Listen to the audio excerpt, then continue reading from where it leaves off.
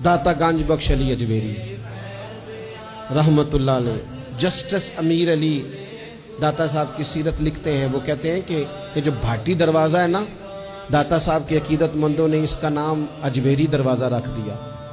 वहाँ भट्टी कौम रहती थी, शोर हो गया।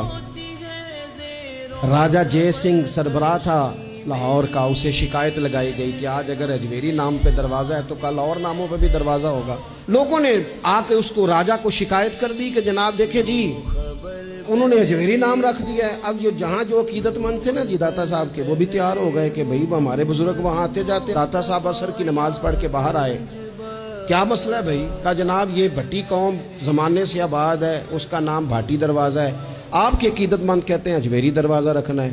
दाता साहब हंस पड़े और पहले तो नज़र अपने अकीदतमंदों पे डाली, फरमाने लगे पुत्र तख्तियाँ बदलने से इनकलाब नहीं आया करते, भट्टियाँ बदलने से लोग ठीक होंगे।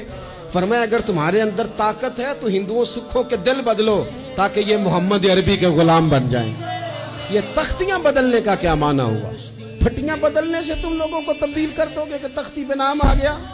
और फिर आप फरमाने लगे सिरे से बात ही गलत है, क्या जरूरत थी तुम्हें अजमेरी दरवाजा नाम रखने की? जब ये बनाया भट्टी कौम ने, लगाया भट्टी कौम ने, रहती भट्टी कौम है, तो भाटी दरवाजा ही नाम सजता है। खबरदार किसी ने अजमेरी दरवाजा का। दाता साहब ये कह के अंदर आ गए, अपने मुरीदों और अपने नाम के खिलाफ फैसला दे के। करे ना थोड़ी जुर्रतें आज भी, कोई एक तो हो जो अपना नाम पीछे करे। हजरत दाता साहब रहमतुल्लाह अलैह अपना नाम पीछे करके अकीदतमंदों के खिलाफ फैसला दे के अंदर आ गए। रात गुजर गई, लोग बड़े मद्दोजर में थे, सवेरे क्या होगा? सुबह राजा जय सिंह भी आया, 150 आदमी भट्टी कौम का और आया, सारे के सारे मदीने वाले का कलमा पढ़ के मुसलमान हो गए।